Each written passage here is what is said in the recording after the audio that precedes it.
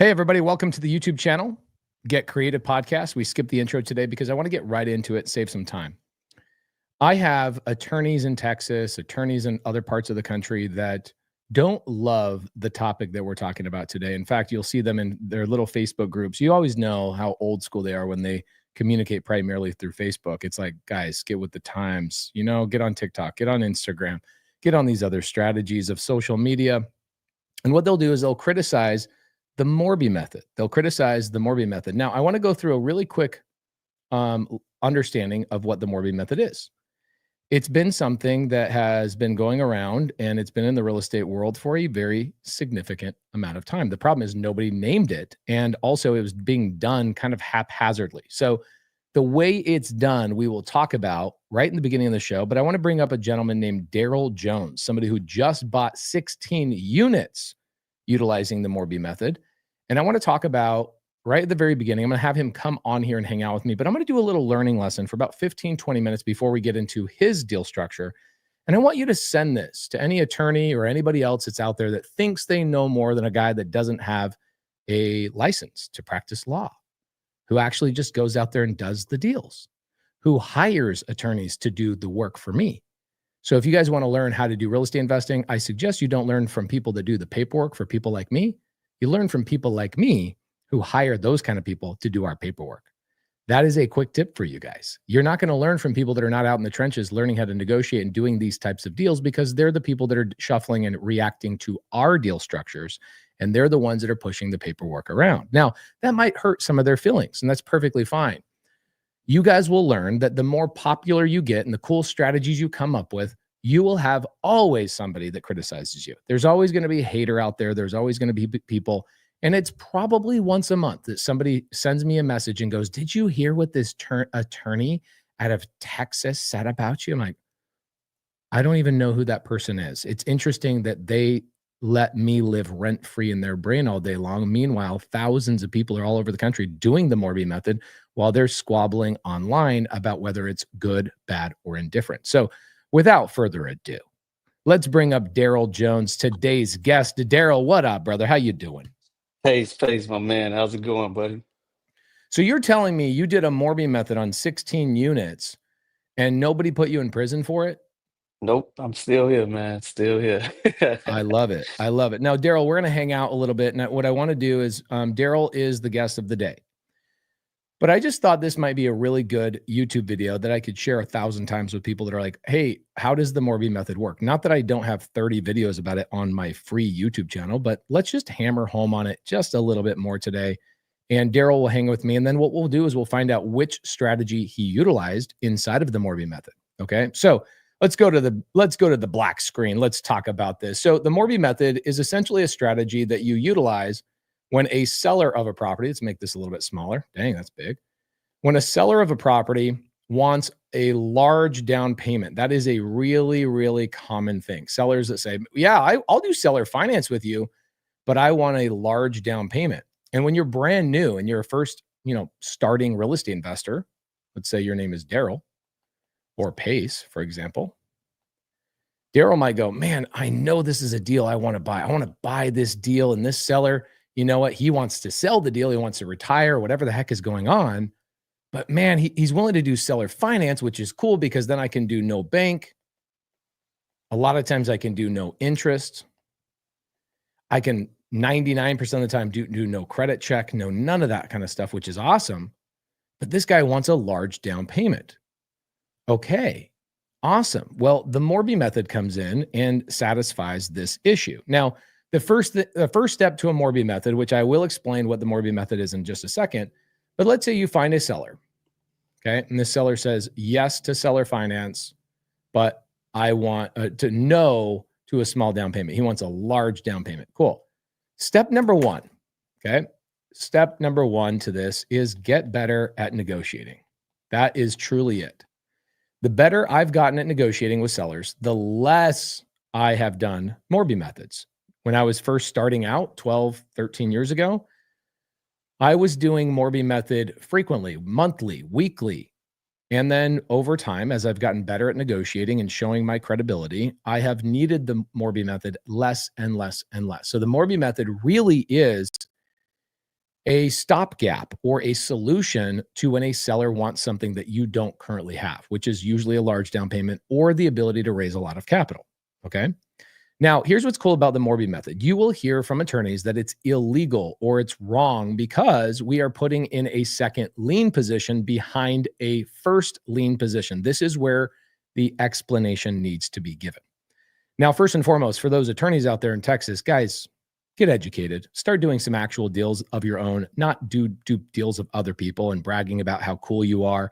The reality is, you got to let your results speak for themselves, which means go out and do deals and talk about them and share the addresses like we do online. And what Darryl's going to do today too is share the information.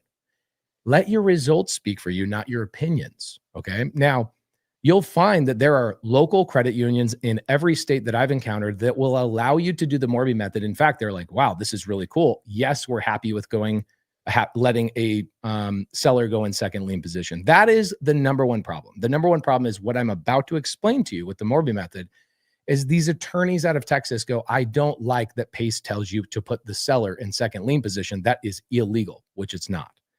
They just don't like. They don't like when somebody comes up with a strategy they didn't come up with because then it makes them, in their mind, lose credibility. Instead of just collaborating with people, they just feel like, man, somebody else invented something that I should have invented because I've been in the business for 50 years. You know what I'll do? Instead of just applauding the person for doing something great, I'm just going to criticize them and say that there's something wrong with it. So I just want to be very clear with you guys. I know it sounds like I'm salty. I'm not. I really want this video to be one of those things I can share multiple times and go watch this video and hear my opinion about these attorneys that in Texas. I don't even know their names. So I literally don't know their names. They share these guys' names with me. There's like 3 of them. And I'm like, not only have I not heard of them, 99% of people on the planet have never heard of them. And 99% of real estate investors have never heard of them. They just really, instead of going, I want to do cool things so people remember me, what they do is they criticize people doing cool things, hoping that people will remember them. That is not the way to win the game of business, my friends. It's you gain credibility by collaboration. You gain credibility by actually doing your own deals, not criticizing other people, okay? So let's talk about what the Morby method is. And Darryl's hanging out with me today. We're going to talk about, there's multiple ways to structure it. We'll see how Darryl structured his 16-unit deal. Okay. So let's go back to this. When you get a seller that says, I want a large down payment, well, then you need to get better at negotiating. This comes with time. Okay. Not only does it come with time because you need to practice, but also you gain more credibility over time. Okay. You get more assets. You get a larger what we call REO or SREO, okay? And SREO stands for Schedule of Real Estate Owned. And so now what happens with me in my business is when I share my Schedule of Real Estate Owned, it's roughly $500 million in real estate that I've acquired with Creative Finance. I share that with a seller and the seller goes, okay, cool. I don't need as large of a down payment as I thought I did because I was worried about your credibility and I was thinking that you were going to default on me. So sometimes you will get a seller that goes, I want a large down payment to protect myself from you, Mr. Buyer. And so over time, you will get better and you will need the Morby method less and less and less. Now, that's step one, because everybody's going to go, wow, this is really simple. I have a student of mine in SubTo and they go, I'm doing six Morby methods every month. And I'm like, there's a problem here.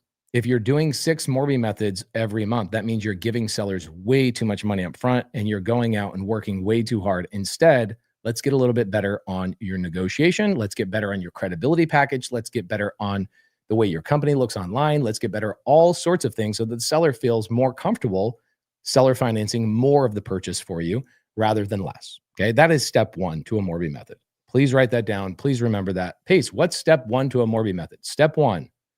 Get better at negotiating through credibility, rapport, and this happens over time. Get better through practice, all of those types of things. Okay, now, here's what happens in Morby method. It's one of the only creative finance strategies that actually requires a bank loan, okay?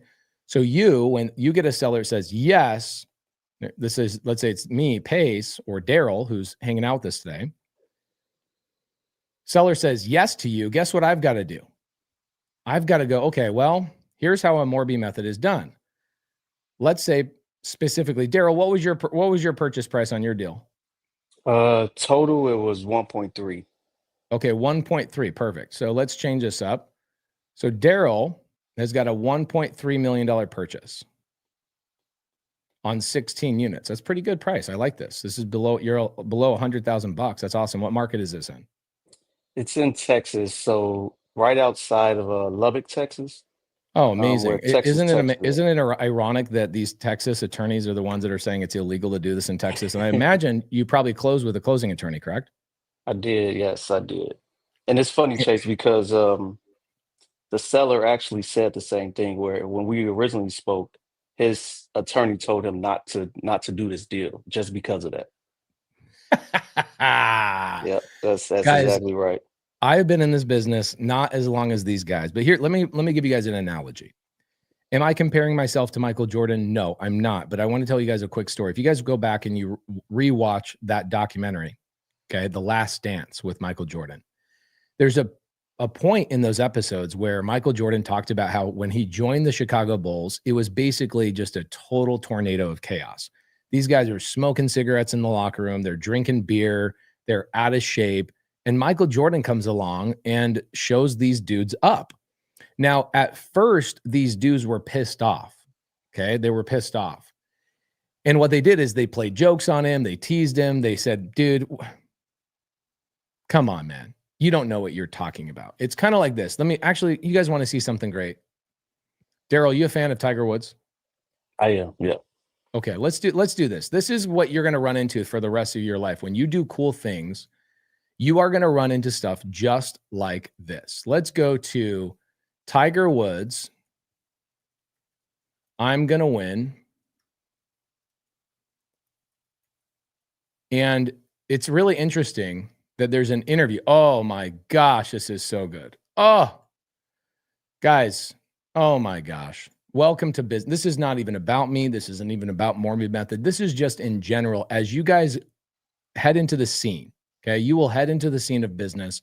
The people who have been in the business longer than you, they will brag to you. You'll get this with real estate agents too, where instead of actually showing their schedule of real estate owned, their portfolio, their credibility, maybe the amount of people that have had success from them, instead of doing that, what they do is they brag to you about how long they've been in the business. How long I've been in the business, 40 years. I've never heard anything like this. Guys, at some point, when a real estate agent brags to you about how long they've been in the business, that's like a 40-year-old bragging about how many times they went back to kindergarten back to back. At some point, you need to graduate. Telling me that you went to middle school over and over and over, and I've been in middle school for 30 years. Guys, being a real estate agent is cool for a while, but it is a job. So when you are telling me I've been a real estate agent for 30 years, what you've just told me is that you couldn't scale.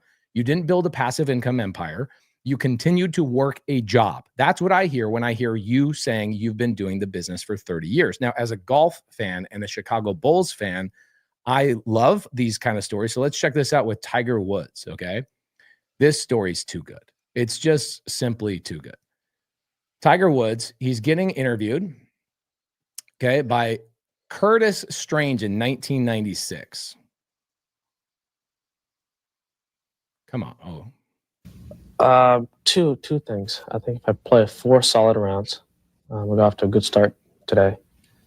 If I can do that for 3 more days, I'll be very happy. And a victory would be awfully nice too. Right there. You see that face? That's every Texas attorney that's ever criticized me right there. That's also what they look like. They look just like that guy. Some boring white dude, okay? And what they'll do is they'll criticize Darryl Jones. Darryl just told you. The seller's real estate attorney or attorney told him not to do this thing. Those are the guys that will criticize you for the rest of your life. Get used to it. The people that have been in the business will scoff at you, tell you that what you're doing is wrong. Guys, there are people right now that don't even know what ChatGPT is. There are people that are using paper and pencil still to this day. Do not let those people that are not doing the thing tell you you can't do it. This is such an amazing lesson for so many people. Now, let's keep watching this because first and foremost, who the hell even knows who Curtis Strange is?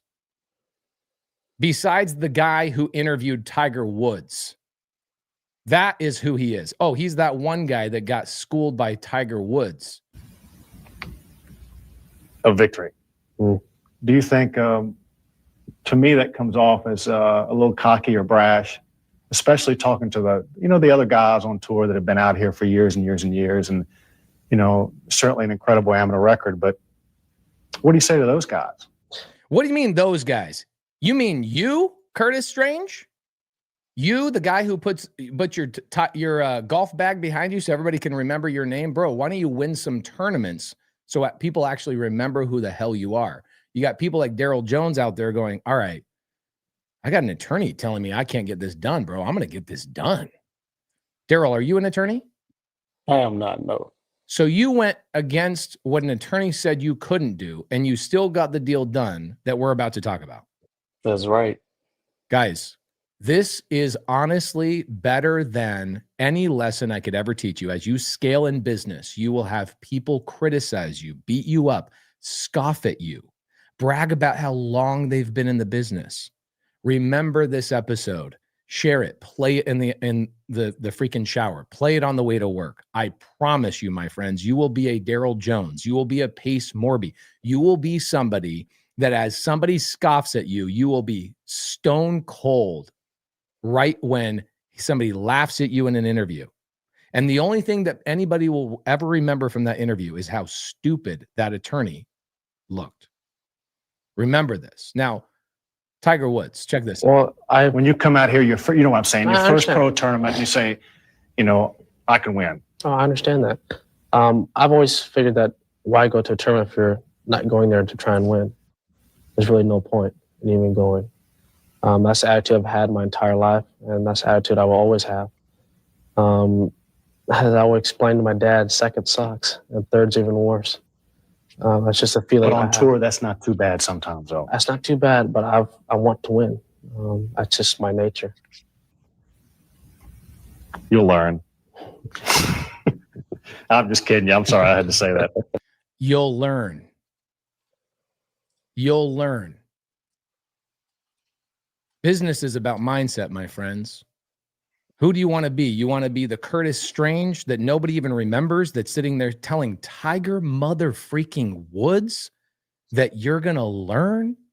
Darryl, I bet this attorney that told you couldn't get this deal done was like, oh, this guy's an idiot, man. He's running around trying to scam this seller. Yeah, Meanwhile, he spoke more so to the seller, but the seller communicated with me, letting me know, like, I don't think I can do it based off of, I got to take my attorney's advice. He knows what he's talking about. So it was one of those situations for sure. every single person that you will ever see me get criticized by regarding the Morby Method is Curtis Strange. Every one of them. Jealous, envious. I've been here a long time. How dare you come and tell me how to do it? Guys, welcome to being a disruptor in an industry and helping thousands of people be the same, a disruptor, and go do cool things that nobody thought was possible. Literally. Just because Curtis Strange wasn't the one winning, guess when was the last time Curtis? Here, let's find out. Okay. Let's look at this. I want to remind you guys of something. Let's just do a little bit of a Google search. Okay.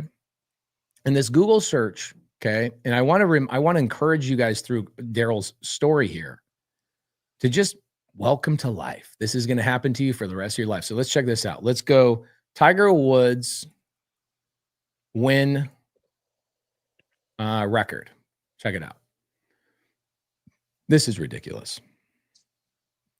Tiger Woods has won 82 official PGA Tour events, tied with Sam Snead, also 82. He's 9 wins ahead of Jack Nicklaus. He's won 15 majors, second of all time behind Jack Nicklaus, 18. Obviously, that's incredible.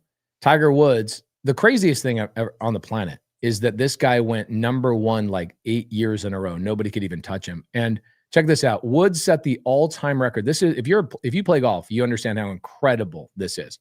Woods set the all-time PGA Tour record for most consecutive cuts made with 142 in a row. That is ridiculous. We could continue to just scroll through all this guy's accolades, what he did, what he still continues to do. Let's find out on Wikipedia who the hell Curtis Strange is. Okay. My friends, who do you want to be? This guy doesn't even have a photo. Look at this. They didn't even put, oh, look at this guy's professional wins. Are you kidding me? You're not even 1 freaking tenth, and you're laughing at the person. So my point is this. As you enter into business, you're going to be faced with what Darryl was faced with. Somebody telling you can't do something. You're going to question yourself of like, well, that person has a license. That person has a license to practice law. Guys, the problem is those people don't do deals. They stopped learning the second they got out of law school, and they focused on one little thing. And here's the reality. If that attorney says, yes, go ahead and do the thing, guess what happens? He opens himself to liability. If he says, no, don't do the thing, guess what happens? It spurs on more conversations. Let me check the contract. Let me do the thing. Let me get involved. What is he doing in that situation? He's billing freaking hours. Attorneys are some of the greatest, most masterful scam artists on the freaking planet. They have a license to steal from people, which is, yeah, let's kick that down the road. Let me do some research. Let me do a phone call here, 15 minutes, $400. There was a famous quote that said, in a town with one attorney, that attorney goes broke. In a town with 2 attorneys, they both get rich. Why is that? Because now they have people to fight with and bill against and do all this kind of crap, guys. Just so you know, you will run into this so many times in your life. So let's go back to what the Morby Method is so we can break down what Darryl. This is great, by the way. Thank you, guys. Thank you. Jeffrey Smith says that was gold. I agree. I wish somebody taught me this when I was first starting in the business. I wish somebody told me, dude, I questioned myself so many times when I heard an attorney tell me you couldn't do something. Okay, so Darryl, you've got a purchase of $1.3 million. How much did the seller finance? So he seller financed 400,000 total. Okay, so the seller financed $400,000. So you went and got the other $900,000 essentially from an institution. What was the name of the bank? It was actually my investor loan. So who you in your videos had told me about. Cool. myinvestorloan.com. Okay, cool. So myinvestorloan.com is where you went. You got the $900,000. They brought the money to the table. Did you need to bring this $400,000 temporarily before they refinance you back? Yep, I did. And where'd you get that money? So I had a transactional lender. I went on to use a transactional lender for this one. And I found them actually. So a Gator. It was a Gator. Yeah, Gator, through your Facebook group. I went into there, just searched transactional lenders to see who they spoke about the most, gave each one of them a call, and did my own personal interview with them, and had someone that was like, yeah, I can do this deal for you. Okay, this is great. Thank you for this. This is great little setup here. Darryl, congrats, bro. First and foremost, smacking that attorney in the face with your successful deal. Congratulations, Mr. Tiger Woods. So this is how these deals work. Okay. The seller comes along, or Curtis goes to the seller. Seller says, hey, I've got 16 units. And yes, I'm willing to do seller finance, but bro, I need a large chunk of money down. I want $900,000 as a down payment. And then what I'll do is I'm willing to seller finance the other 400, but you got to go and figure out where this 900 grand is coming from. And so what a Morby method is you, the investor, you go to a company like My Investor Loan, a company we use all the time. And My Investor Loan is perfectly fine with you having a second lien position. This is where attorneys are wrong, is that there are lenders that are perfectly fine with you having a second lien position. So what you do is you go to My Investor Loan and you got a DSCR loan, correct? Yep. Cool. So you got a DSCR loan based on the income. And so the bank, okay, this My Investor Loan, the bank, they looked at the income of these 16 properties and they gave you a loan based on the income on those properties, not necessarily you, Darryl Jones, correct? That's correct. Okay, awesome. So I love this structure. I love that you're like literally following everything I tell everybody to do, which is go to My Investor Loan to get your DSCR loan, then go to Gator that I've taught how to be a Gator, and they'll give you money for a day. Now, here's the challenge. This is where it gets a little bit tricky, okay? So in order for Darryl to actually execute this deal, he's going to have to bring a down payment to the loan, okay? Remember, he's getting a loan right here for $900,000. He's getting that loan from My Investor Loan. That money, My Investor Loan, is giving the $900,000 to the seller as that seller's down payment. Now, My Investor Loan wants to make sure that you complete the transaction. And so My Investor Loan is going to say, well, that $400,000 that the seller is going to seller finance to you in second lien position, we want to see that you bring that money to the table so that we can complete the transaction. So a Morby method is actually two separate transactions. Okay. Transaction number one is a clean cash deal.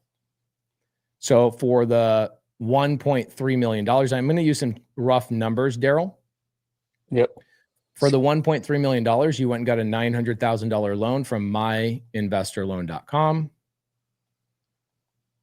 Then you went and got $400,000 from a Gator in my Gator community. And that totaled the $1.3 million that you needed to complete the transaction. Effectively, did you have any money out of pocket on this deal? No, sir. Didn't come out of pocket. None at all. Okay. Did you get paid anything up front?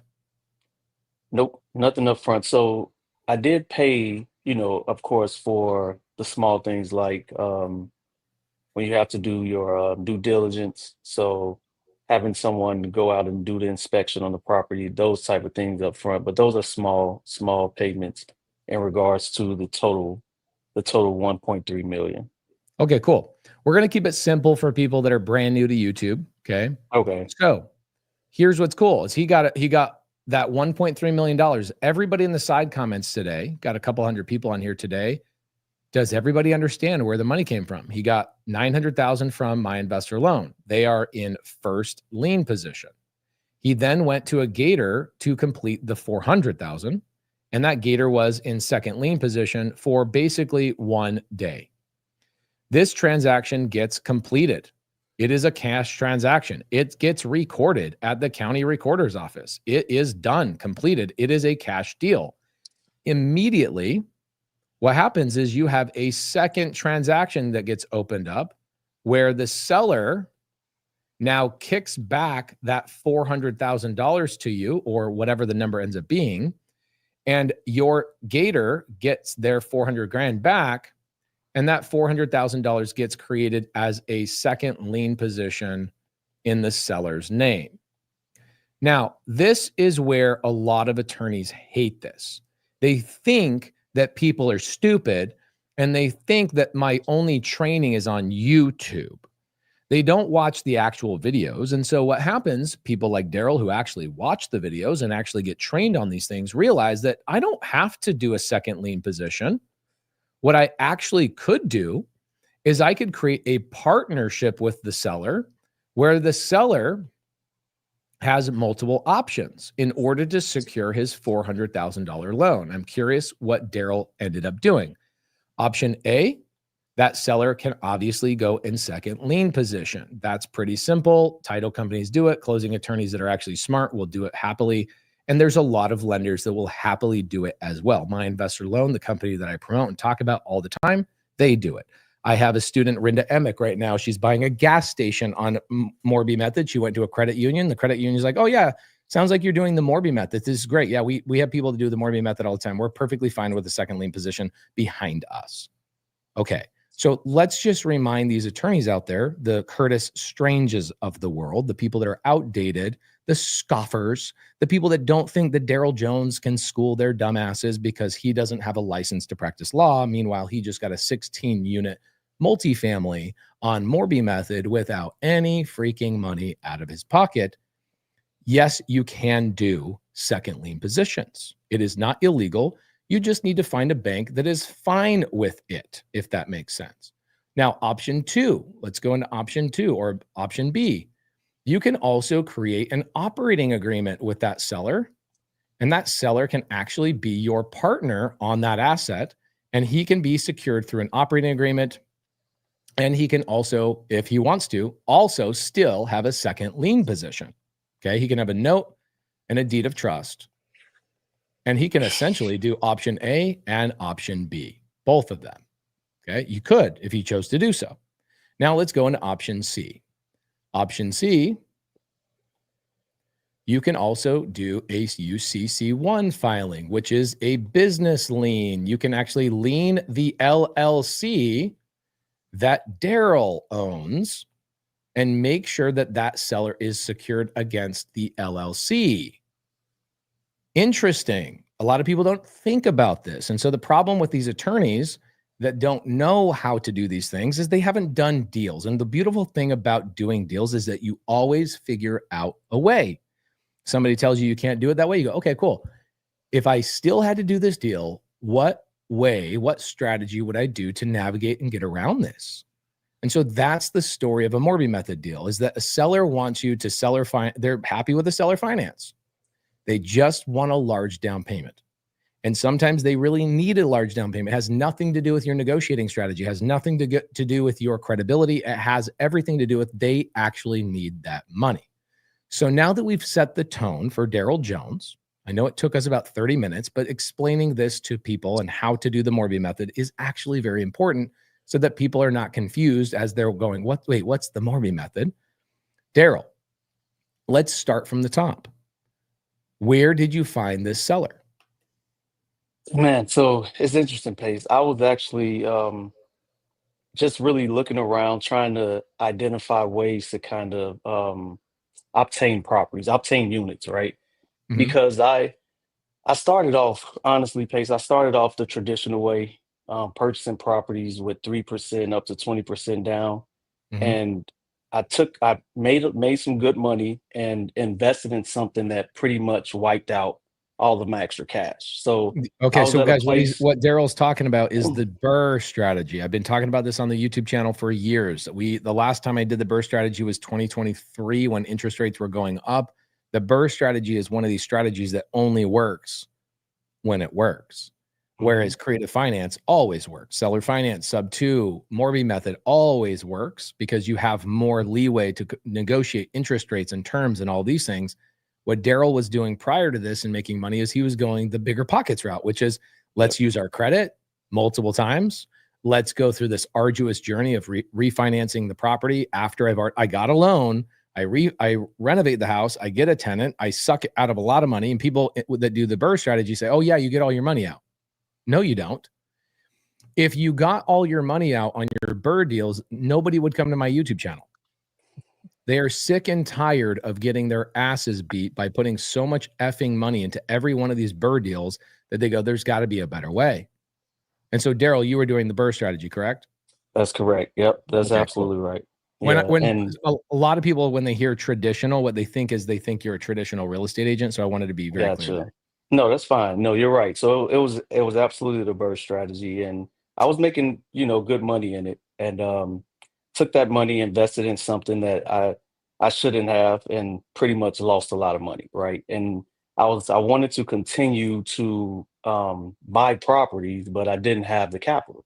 So it was some rough times. I know people that follow your show, they don't have a lot of capital. They're going through things, and so it was some rough times. I was able to kind of pick up money by I invested in a company that my buddy owns now, ATL Sprinters, and I was able to just get money from that company. But I came across your YouTube, long story short, and I just dug in and watched every video that you had on creative finance. And then when I came across the Morby Method, I was like, man, this is interesting. No money. I want to get into the multifamily space, and I just watched every video that you had on the Morgan Method and start just downloading everything. And I reached out to a few wholesalers, and this wholesaler brought me this deal. It was a 52 unit. He actually reached out and said, "Hey, buddy, you never got back to me about this 52 unit portfolio that I hadn't even reached out to him about." And this was actually that property.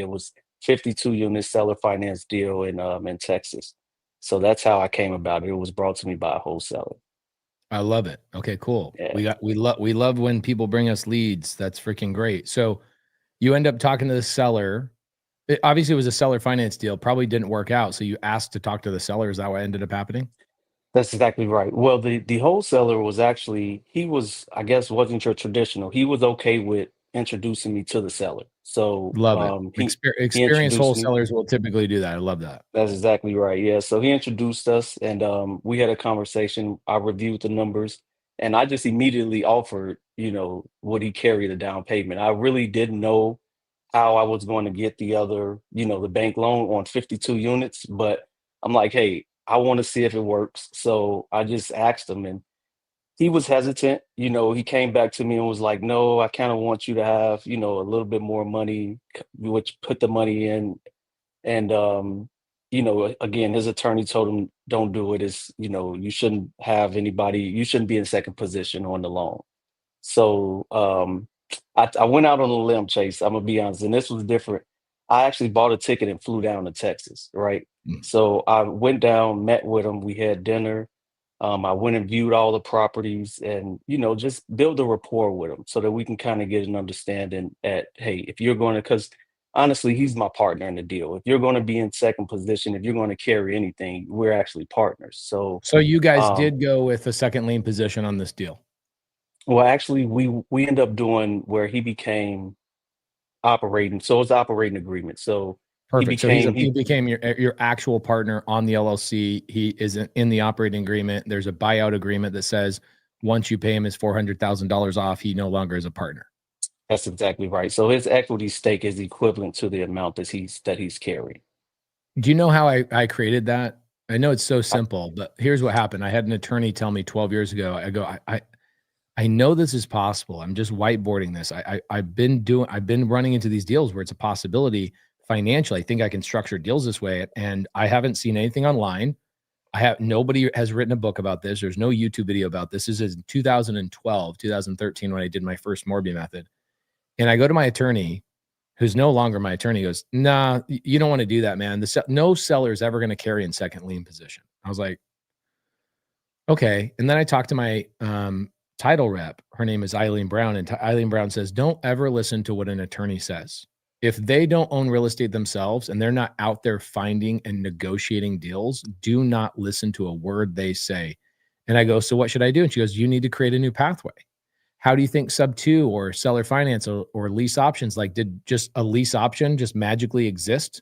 Did a wrap magically exist? Did wholesale just magically exist? Or did somebody with courage fight against some dumbass attorney that told them it wasn't possible? And now there's hundreds of thousands of people doing the thing. And so I go, all right, I'm going to do the deal. And what happened is I talked to another attorney. He goes, this is probably on my 10th deal. He goes, I really don't like that you're doing the second lien position. I said, why? And he goes, well, it puts the seller at risk. They should have a little bit more security. I go, well, they are technically my partner, right? They're my bank. They are my bank. I'm in this with them long term. Darryl was just referencing that a couple minutes ago.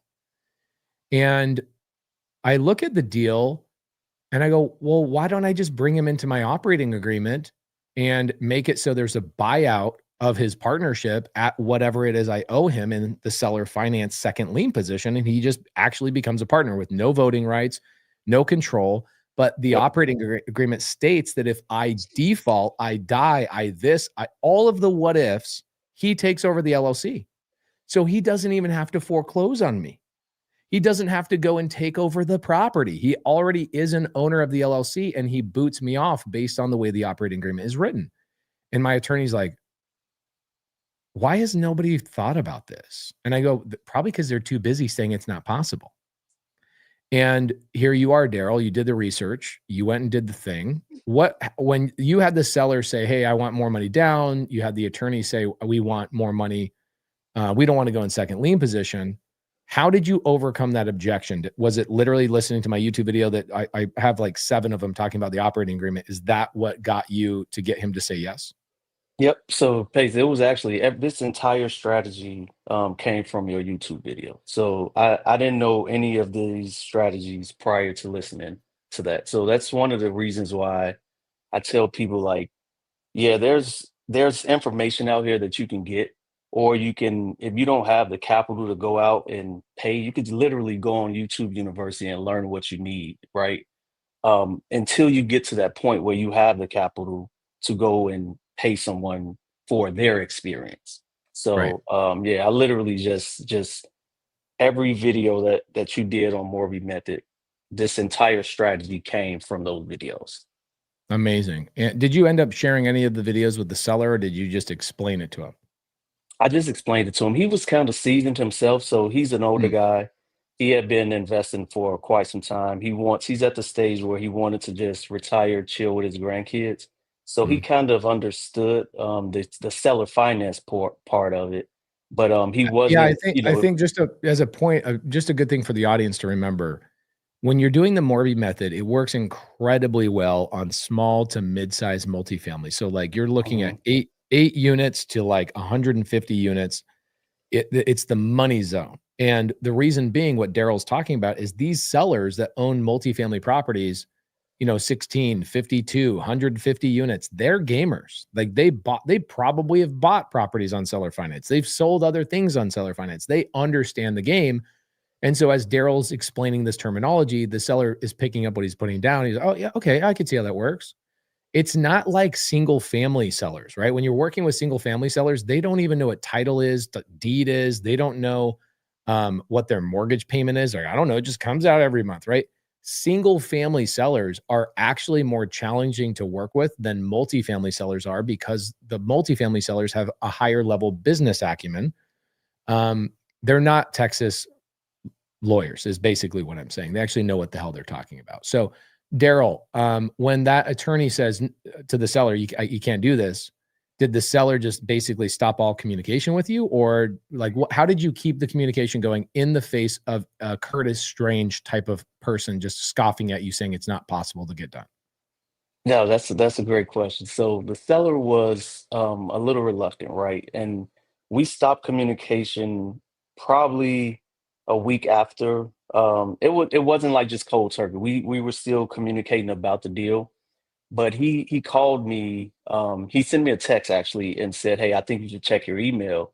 And when I checked my email, it was him saying, he prayed on it, he put more thought into it, and at the end of the day, it's his property. He doesn't have to listen to his attorney. He's okay with carrying, in second position.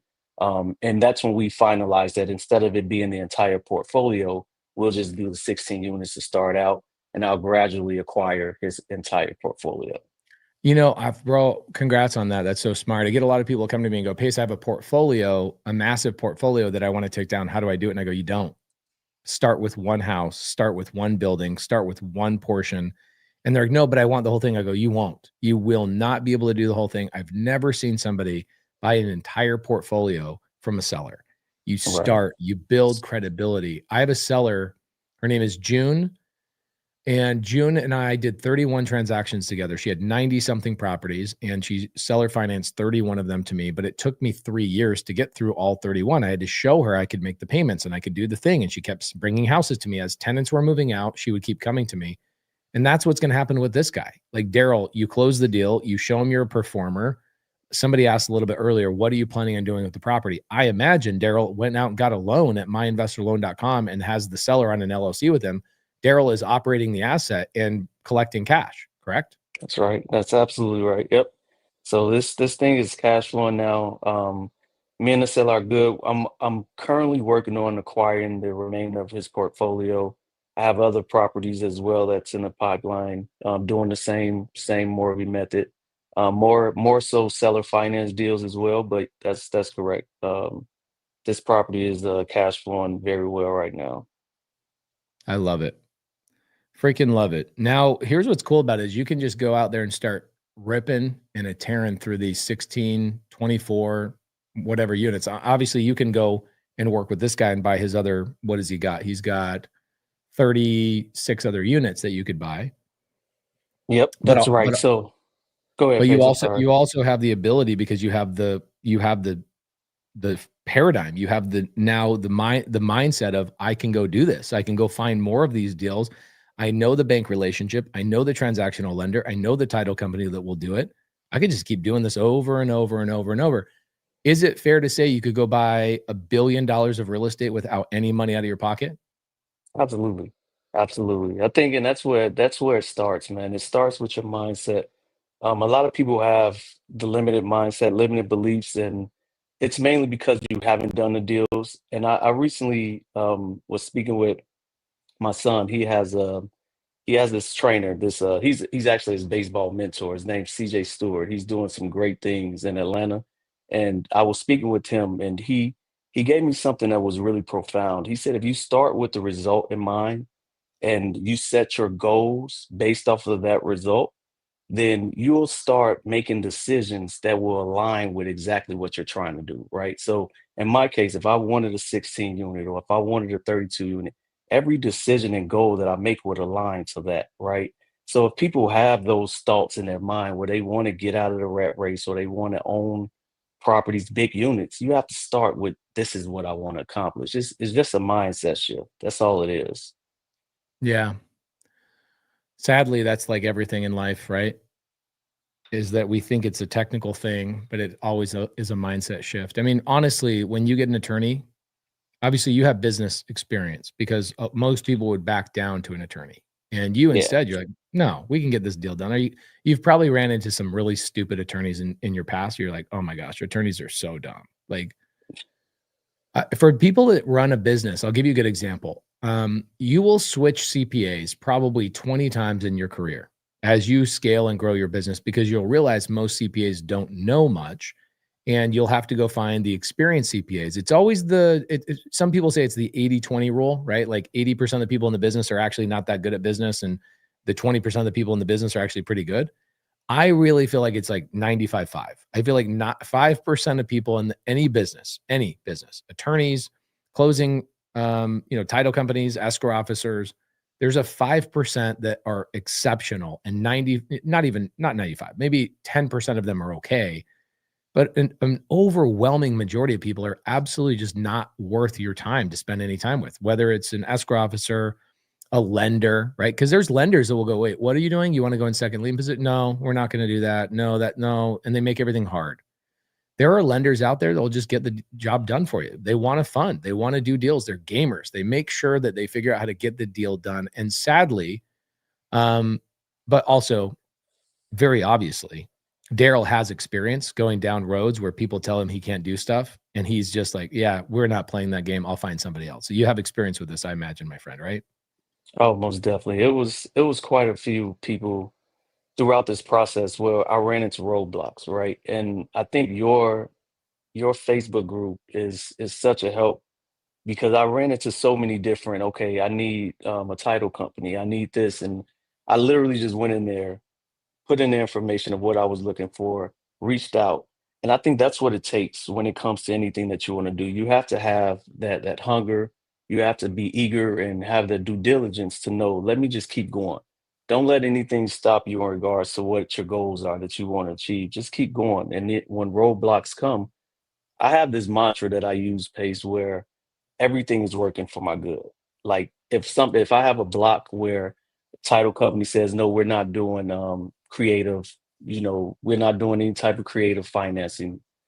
Everything is okay. This is not the one that I need, but I don't let it stop me. And I think that's what a lot of people run into today. They let things stop them from achieving the goals that they want. Yeah. I love that, brother. It's so good. So good. Guys, we're over time by 20 minutes right now. I'm glad that Darryl came on here. I've got a lot of people in the SubTo community that they focus entirely on the Morby method. And I should interview more of them. If you guys want to learn more about the Morby method, go on my YouTube channel, just type in the Morby method. I've probably got about 12 videos. And no, I don't have a license to practice law. I just know more than most attorneys. Darryl also does. Like, look at this deal, 16 units, no money out of his pocket. Went and got this deal done. He's going to go and buy another 36 units from the seller as well. And you will be surprised if you don't listen to people that say you can't do something. In fact, you let that be fuel to the next step. When I love that. The world is conspiring for your good. When an attorney tells you, no, that's not right, don't do it, etc., my tendency is go, Thank you for telling me that you're worthless to do business with now, rather than find out in 5 years when I get all my business involved with you and we get everything set up wrong and I have to unravel everything. Thank you.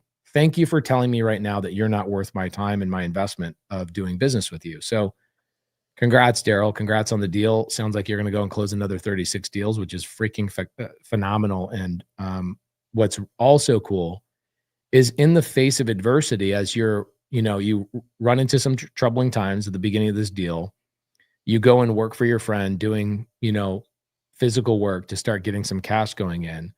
You didn't let that get you down in the dumps. You were like, dude, this is an amazing moment where I can like rise from the ashes, and look at you, dude. 16 units on Morby Method. That's gangster, bro. Man, I appreciate it, Pace. And I did want to just present gratitude to you as well, man. What you're doing in your community is amazing. When I heard that you were going to be at Aspire, I came out and I got a text saying that you were doing something, afterwards. And I believe it's Andrew Young. He has a saying that says, "Coincidence is God's way of staying anonymous." So when I met you, I was like, this is my opportunity to kind of give thanks, because you opened up doors for me and so many people. So I just wanted to thank you for, putting this out there to everyone. Amazing, brother. Speaking of events, guys, first and foremost, give Darryl Jones some love in the side comments. Thank you, Darryl, for coming on here today. Thank you for the time, the energy you put into this. Thank you for the grit that you put into getting that deal done to make sure that we could actually have a conversation about it. 16 freaking units, bro. And the fact that you didn't go after the 52 and you have the patience and the foresight to go, let's go for the 16, because I'm just trying to get on first base. I'm going to get to a home run deal and get all 52 units. And that's going to be a full-on book of how I built 52 units, all using creative finance. Freaking amazing, dude. Thank you so much for being here, and thank you for coming on the show. Appreciate you. Hey, my pleasure, man. No doubt. Thank you so much. Now, guys, for people that are, he just brought up Aspire. Aspire is usually once a month. I speak at most Aspires, and unless I can't, I'll be at Aspire another 7 or 8 times this year. But the greatest event on planet Earth regarding real estate is Squat Up Summit. Squat Up Summit is less than 30 days away. We already have 2,700 people going to Squat Up Summit, 800 people more than we had last year. We've got incredible people. We've got people from our community, Justin Tumanowski, Nita Patel, Doran Levy. We've got so many people speaking on that stage, and they are opening for people like Jordan Peterson, David Goggins, Cody Sanchez, Tim Story. We have people that will absolutely light your fire. And more importantly, you can meet the people in our community, SubTo, Gator, Top Tier TC, that are doing the biggest deals, the most amount of deals. And then also you'll meet a lot of people that are just starting out just like you. So if you can make it to Dallas, end of March, 28th, 29th, 30th, and the 31st, I would suggest you go to squatupsummit.com, get a ticket. They're not cheap. We don't want them cheap. We want people that are ready for the commitment. I think the average ticket for Squat Up Summit, all the SVIP tickets are sold out. The VIP are about to be sold out. General admission is at least $1,000. I think it's $1,000. Get there. It's one of those things you spend $1,000. Check this out. I got a voice memo today from Dustin Gorosky. Okay. He sends me a message and he says to me, "Hey, Pace, I calculated how much money I made from Squat Up Summit last year directly from the people I met, and it's $84,000.